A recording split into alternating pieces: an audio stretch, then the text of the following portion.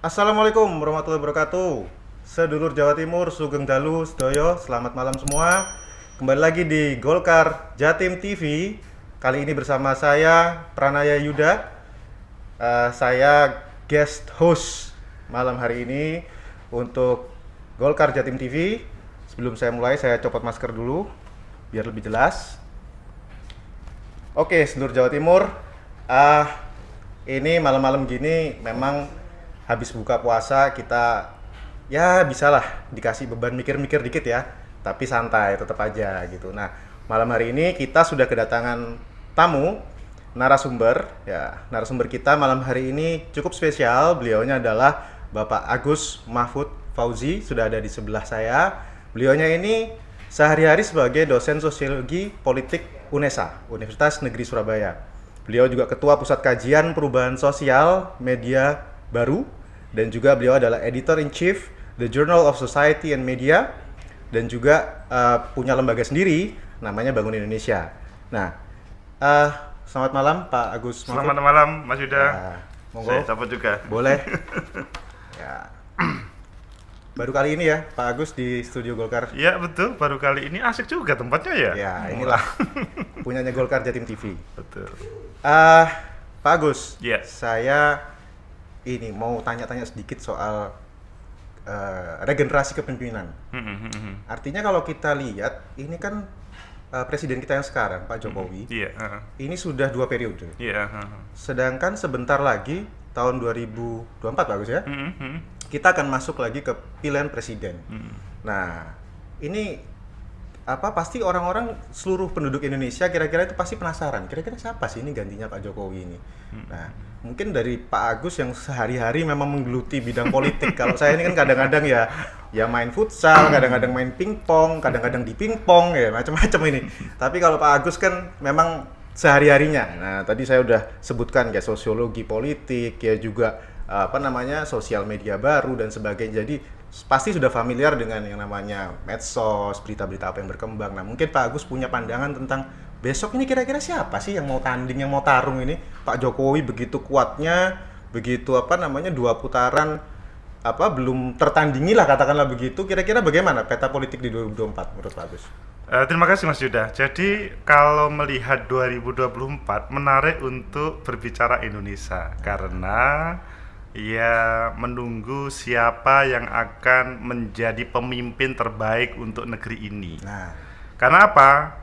Jelas kalau 2019 semuanya tidak akan muncul karena masih Pak Jokowi sebagai calon petahana. kuat banget lagi. Kuat banget. Ya, oke. Dan pada waktu itu termasuk Golkar pun harus menghormati keputusan pada waktu 2014 sebelumnya. Padahal Golkar 2014 tidak dukung Pak Jokowi, 2019 yang pertama mendeklarasikan dukungan pada Pak Jokowi, kan begitu? Itulah gimana? yang keputusan-keputusan yang hebat itu, jadi memutuskan sebelum maju semuanya, itu adalah yang hebat. Dalam artian negara adalah membutuhkan sosok yang seperti itu. Jadi pada suasana COVID begini harus segera memutuskan. Pada suasana kalau di dunia kampus itu baru kali ini kuliah yang serba online, tapi harus diputuskan juga. Sehingga dikembalikan tadi Mas Yuda, kalau berbicara 2024, ya negara kita membutuhkan sosok yang pertama itu bisa melanjutkan respon terhadap COVID ini. Siapa sih yang mampu? Penanganan COVID ini siapa yang mampu melanjutkan? Kira-kira begitu? Betul. Tidak cukup pada kebijakan yang pokok asal bla bla bla, bukan. Atau misalkan pokoknya tidak boleh mudik. Wah, itu kan masalah. Tidak populer. Tidak populer. Karena bagaimanapun muncul selanjutnya. Loh, kalau begitu pada waktu tidak dilarang atau dilarang mudik itu coronanya sedang istirahat atau sedang corona bisa istirahat juga ya.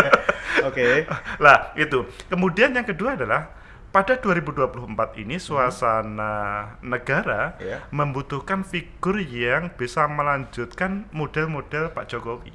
Yang seperti apa itu Pak Agus? Jadi model Pak Jokowi itu adalah model yang kita tahu pada waktu 2014-2019 Pak Jokowi itu adalah Jokowi adalah kita. Jokowi adalah kita. Jokowi Betul. adalah Ya, kita. betul, Jadi betul. seakan-akan dia itu merepresentasikan seluruh rakyat. Oke. Meskipun Pak Jokowi itu ya kalau kita melihat jujur pada saat ini Ya, ya. enggak juga. Enggak juga, Tapi pada waktu 2019 Ya, ya, seakan-akan ya, ya. semua itu merasakan Iya. dia adalah Jokowi, Jokowi adalah kita. Iya, dan nggak ada yang bilang enggak gitu. Enggak. Nggak ada deh kayaknya. Terus. Kemudian yang ketiga adalah bagaimana maksudnya sosok Iya. yang dia bisa mengkombinasi Oke. ya mengkombinasi. Kalau berbicara pemimpin itu kan selalu diidentik dengan presiden taruhlah Ya. itu identik dengan laki-laki Oke, identik dengan laki-laki Oke, meskipun yang Bu pertama. Mega itu pernah ya Iya, tetapi baru saya mau hanya ngomong itu. sesaat Ah, ya, sangat ya. sebentar. Oke. Dan pada 2024 gerakan-gerakan pro perempuan itu kan semakin menggelinding. Nah, itu juga harus membutuhkan kombinasi yang ya bagaimanapun yang mempunyai perhatian kepada kaum perempuan tentunya. Oke, iya. Yang keempat Tapi Pak Agus juga ada perhatian loh pada kaum perempuan. ya pastilah. Oh ya, sama berarti Pak Itu. Agus. Pemimpin yang kalaupun laki-laki tapi ada perhatian lebih pada kaum perempuan. Itu yang pertama ya. Iya, Karena betul. meningkat terus ini. Oke. Betul. Lanjut Pak Agus yang kedua. Jadi sebelum dilanjut yang keempat, Ya. apa itu perhatian kepada perempuan itu karena ya. sementara ini kan perempuan kalau di dalam dunia politik hanya diperhatikan dalam 30% kuota perempuan. Betul, undang-undang itu. Iya, Iya. tetapi tidak sampai kepada substansi sehingga perempuan itu misalkan dia terpilih betulan Oke. dan taruhlah menjadi gubernur. Ya memang sekarang kalau kita melihat di beberapa daerah ada gubernur, bupati perempuan, banyak, ya. tetapi tidak sampai itu kemudian menjadi perhatian bagi calon presiden. Oh, Ah.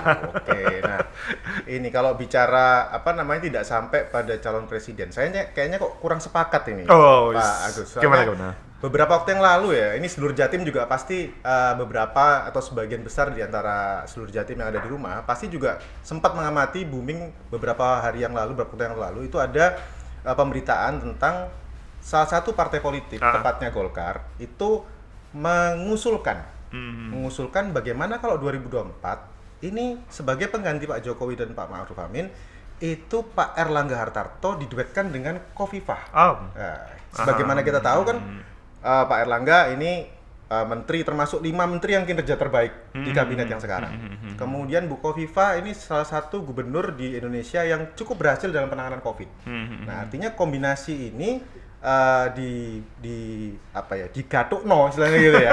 Digatukno oleh Pak Ketua Golkar Provinsi Jawa Timur, Pak Sarmuji, yang memang ide-idenya kadang-kadang out of the box. Nah, ini Pak Sarmuji, mohon maaf kalau mendengarkan, ya, memang out of the box beliau inovatif. Iya. Sehingga ada duet baru yang cukup menjadi pembicaraan di media. Nah, gimana menurut Pak Agus soal ini? Ketika tampil atau ditampilkan oleh Golkar Jawa Timur, Pak Airlangga sama Bu Khofifah. Pak Agus juga sempat lihat ya beritanya. Iya, ada memang beberapa hari-hari terakhir 1 minggu atau 3-4 hari ini berita itu muncul.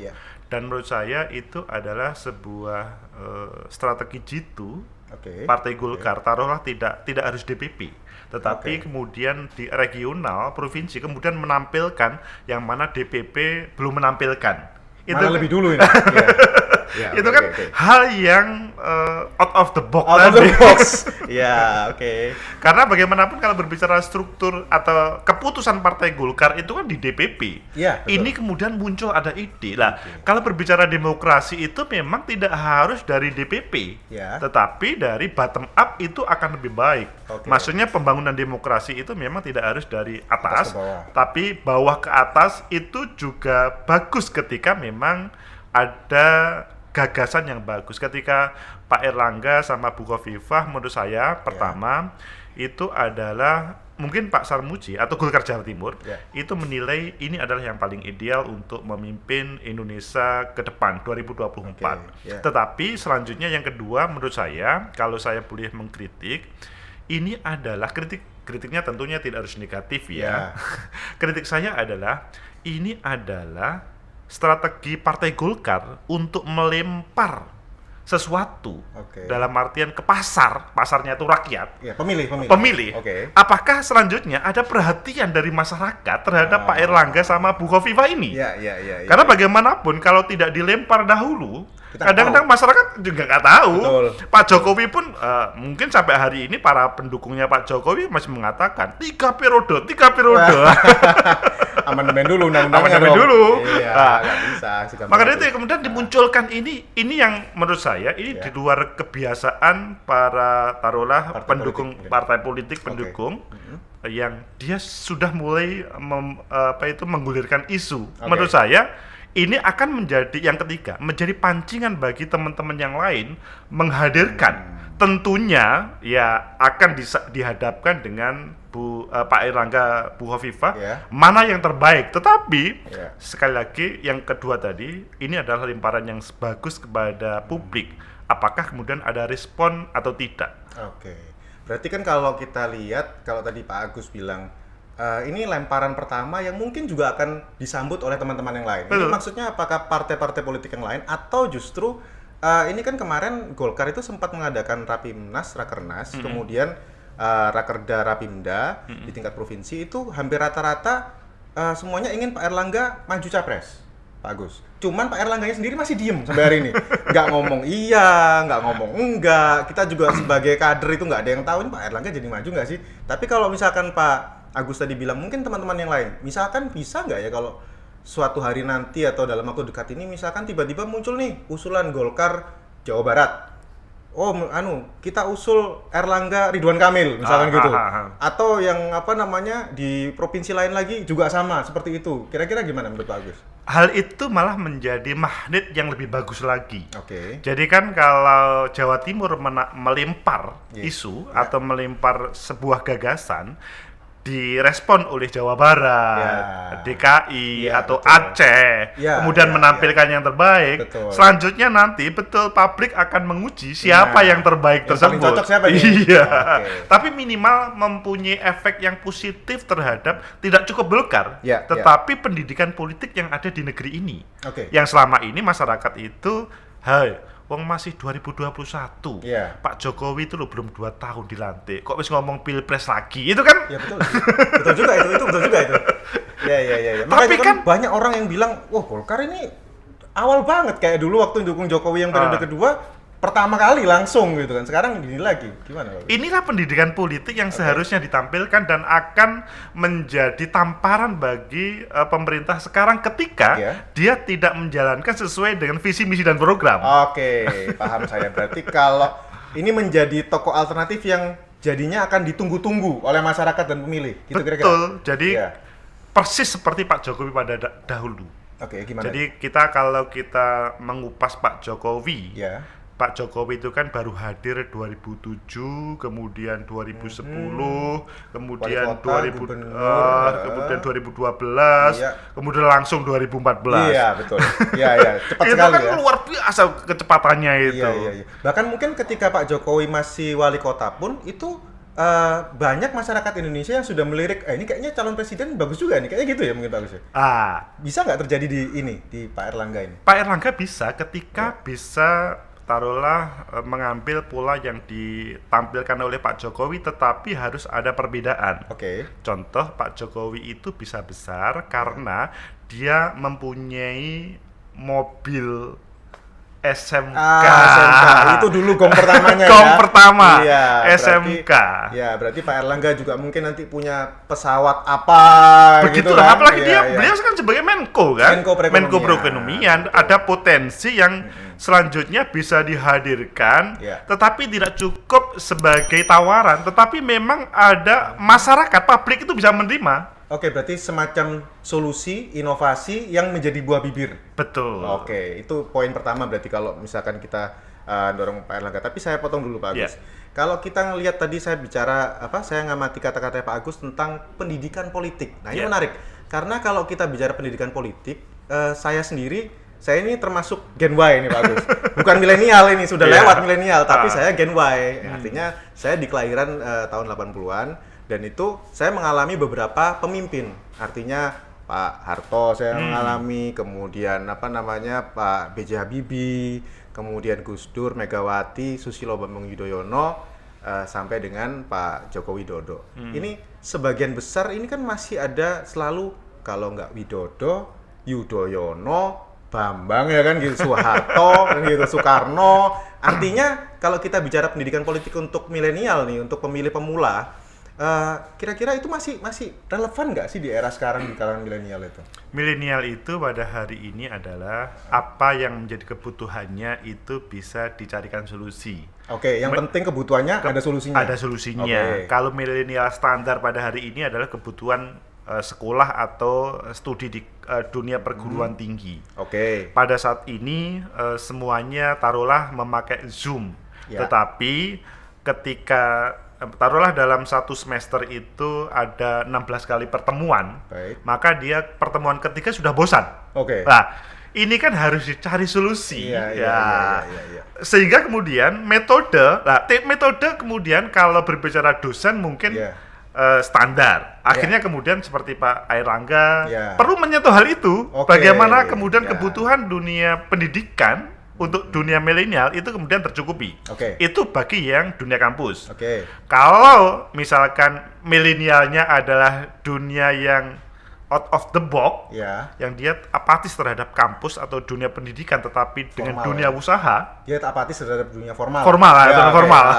Tapi dia model-model yang pokoknya tidak perlu kuliah, tapi dan itu banyak sekarang. Yang penting duit. Kan gitu. Dia bisa sukses, bisa ngopi enak, santai ya loh, rokokan enak, tenang gitu. Ya terus. Yang sementara ini mereka agak apatis terhadap partai politik. Nah, ini gimana nembusnya Pak Agus? Orang-orang yang seperti ini, karena ini lebih banyak kayaknya orang-orang yang seperti Pak Agus bilang barusan dibandingkan orang yang hari ini, aduh aku pokoknya sekolah IP-nya bagus, kuliah bagus, lulus terus jadi PNS. Itu kan era dulu. Betul ya? Iya, betul. Terus era dulu itu juga tadi pendidikan politik Soeharto, Soekarno, Yudhoyono, berarti ini presiden itu memang orang Jawa. Nah, itu masih relevan nggak pemikiran-pemikiran seperti itu? Jadi pemikiran mereka itu sebetulnya bukan dari misalkan Jawa dan non Jawa atau bukan. Kalau menurut saya bukan di situ. Tetapi saya melihatnya adalah apa yang menjadi kebutuhannya kemudian terjawab atau tidak. Di dalam filosofis orang Jawa, Mas Yuda, itu setiap huruf Jawa itu kalau dipangku mati. Betul, ya saya pernah baca itu. Mati. Lumayan loh, saya dapat 8 bahasa daerah dulu. Terus lanjut aja. Kalau dipangku mati, maka generasi milenial ini, saya yakin ketika mereka dipangku juga mati. Oke, berarti nggak boleh dipangku. Ini berarti untuk orang-orang yang suka mangku tidak boleh memangku. Artinya coba diberi pancingan solusi, mungkin kira-kira gitu. Betul. Oh ya, itu maksudnya. Pancingan solusi, apa yang menjadi kebutuhannya itu kemudian terjawab. Berarti harus solutif. Solutif, iya. Katanya Bu Tejo, solutif. Terus. Jadi kalau apapun, jadi gini. Setiap generasi muda milenial itu mempunyai zamannya dan mempunyai keemasan. Generasi tua tidak bisa memaksakan seperti di zamannya. Saya dulu hebat. Nggak bisa. Sudah lewat. Tetapi apapun yang diminta generasi muda saat ini itu harus direspon positif dan diakomodir. Tentunya Pak Airlangga harus mampu seperti itu. Intinya bahwa generasi muda, meskipun Pak Airlangga itu umurnya 50 ke atas, tapi seakan-akan itu ya umur 20-25 yang mereka menganggap itu teman saya yang saya bisa kayak dulu berarti waktu Pak Jokowi nyalon itu memang ya itu Jokowi adalah kita itu. Terus kemudian memang dulu kan saya masih ingat tuh waktu kampanye naik ke panggung kampanye akbar itu sambil lari. Baju nggak pernah formal, kotak-kotak. Kira-kira itu masih relevan nggak hari ini? Itu sangat relevan. Sangat relevan. Jadi orang itu dipangku mati itu ya seperti pakai baju, seperti pakai pola-pola. Itu masih Pak Jokowi itu ketika datang ke daerah, misalkan hanya memberikan, ayo hafalkan Pancasila, itu mengena luar biasa terhadap masyarakat. Simple padahal, tapi mengena. Jadi masyarakat itu seakan-akan, Pak Jokowi itu loh dengan orang sini guyup rukun. Jadi ya memang pantas untuk menjadi presiden. Pak Airlangga juga harus begitu. Jadi tidak, meskipun dia ketua umum partai Golkar, tapi seakan-akan dia ketua ranting atau anggota partai Golkar. ketua umum tapi seakan ketua ranting. Artinya bisa membaur di tingkat ketua ranting pun. Itu maksudnya kan. Kalau di Golkar itu ketua PD atau Pimdes. Pimpinan desa. Ya, jadi oke, seperti itu ya. Terus gini Pak Agus, ini kan kita sudah sedikit banyak tadi ngobrol soal Pak Erlangga Hartarto ya, capresnya. Nah, kemarin Pak Sarmuji itu juga bilang cawapresnya Bu Khofifah. Nah, soal figur Bu Khofifah yang mana seorang pemimpin perempuan. Kemudian beliaunya ini petarung, menurut saya ini. Lah bayangkan gimana nggak petarung? 3 kali Sedulur Jatim maju pilgub. Ya. Baru yang ketiga itu terpilih, kan begitu. Kemudian sekarang baru terpilih harus bergelut dengan COVID gitu kan, harus bertarung dengan yang namanya COVID. Artinya tarung. Kemudian figur beliau ini juga ketua umum PP Muslimat kan begitu. Nah, kira-kira kombinasi ini dengan adanya Bu Khofifah mendampingi Pak Erlangga seperti apa yang disampaikan Pak Sarmuji itu kira-kira cocok atau malah gimana ini? Saling ngangkat atau gimana Pak Agus? Menurut Pak Agus? Menurut saya memang ini pasangan yang relatif ideal ketika dengan Bu Khofifah, Pak Erlangga dengan Bu Khofifah. Mengapa ideal? Karena pertama Bu Khofifah itu simbol gerakan perempuan. Tidak cukup gerakannya, tetapi simbol ibu-ibu yang ada. Mak-mak ya. Mak-mak yang. Tapi nggak rempong kalau ini. Ini mandiri kayaknya ini. Mandiri dan selalu berjuang. Iya. Apa yang disampaikan Mas Yuda tadi, tarung 3 kali, itu selanjutnya bisa menjadi inspirasi. Ini sebetulnya layak deh taruhlah menjadi wakil presiden di Indonesia. Taruhlah begitu. Tetapi memang yang perlu perlu dikomunikasikan adalah Bu Khofifah itu perlu tampil dirinya adalah sebagai orang nasional. Maksudnya nasionalis atau tokoh nasional nih maksudnya? Tokoh nasional maksudnya. Tokoh nasional, Tokoh nasional. Karena sementara ini kan Bu Khofifah dulu memang pernah menjadi Mensos. Kemudian menteri apalagi waktu itu. Dan programnya terkenal PKH. Sangat terkenal sampai hari ini masih berjalan. Masih dipakai. Peninggalan legacy beliau. Tapi selanjutnya beliau menjadi Gubernur Jawa Timur dan kebetulan posisinya ada beberapa gubernur yang ratingnya itu juga bersaing dengan Bu Khofifah. Ini Bu Khofifah. Ini Bu Khofifah harus bisa menampilkan dirinya adalah lebih dari mereka. Supaya bahwa Bu Khofifah itu bukan miliknya Jawa Timur, tetapi miliknya Indonesia. Boleh yang mengusulkan Jawa Timur, tetapi Bu Khofifah itu adalah milik orang Indonesia semuanya. Sebetulnya sudah pernah ada dengan legacy beliau yaitu PKH. Betul. Tapi kan ketika beliau sudah tidak lagi menjabat sebagai Mensos, itu sudah seakan-akan sudah bukan brandingnya Bu Khofifah lagi, sudah punyanya kementerian. Padahal dulu pencetusnya adalah Bu Khofifah. Mungkin ada lagi inovasi-inovasi apa sih Pak Agus yang perlu Bu Khofifah lakukan untuk seperti jadi Pak Agus tadi tokoh nasional. Kemudian kalau petarung sudah jelas petarung. Kalau untuk jadi tokoh nasional itu seperti apa Bu Khofifah ini perlunya? Satu hal, harus menampilkan Jawa Timur itu adalah referensi untuk nasional. Jadi maksudnya Bu Khofifah taruhlah di 2022, 2023 itu mempunyai sesuatu yang selanjutnya semua berkiblat ke Jawa Timur.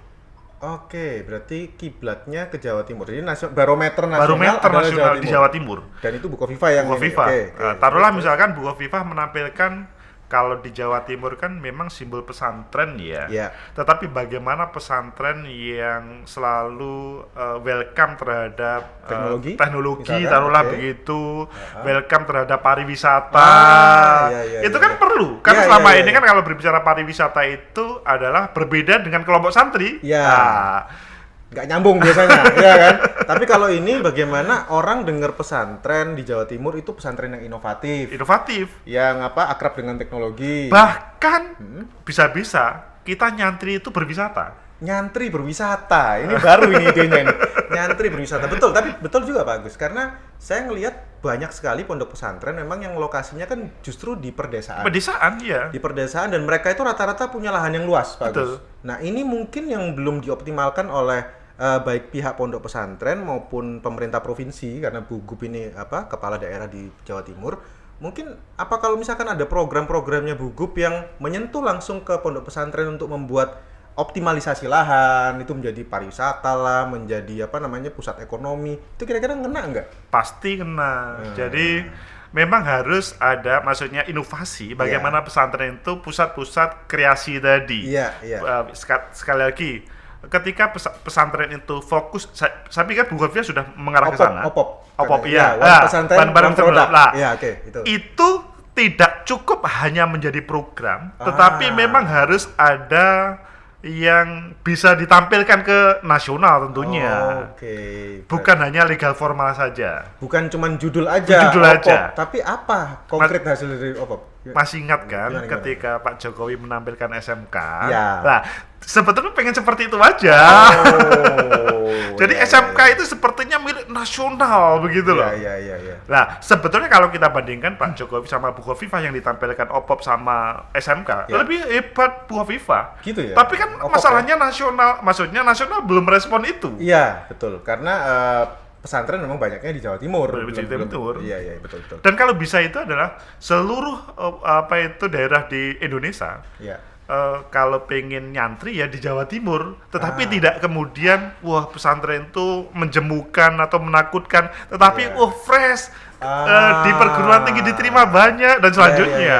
Berarti perlu ada perubahan pencitraan pendidikan di pesantren. Budaya yang di pesantren tentunya perlu berubah. Nah ini tentunya nanti akan menjadi bahasan yang khusus di lain topik ini kayaknya bagus. Kalau panjang kalau kita ngomongin itu. Tapi menarik sekali seluruh Jawa Timur yang kita bicarakan hari ini tadi. Pak Erlangga Hartarto, Pak Menko Perekonomian, ini sekaligus Ketua Umum Golkar, ini ternyata figur yang sebetulnya menurut pengamat politik, bahkan sudah lebih dari beberapa pengamat politik yang menyampaikan bahwa beliaunya ini layak.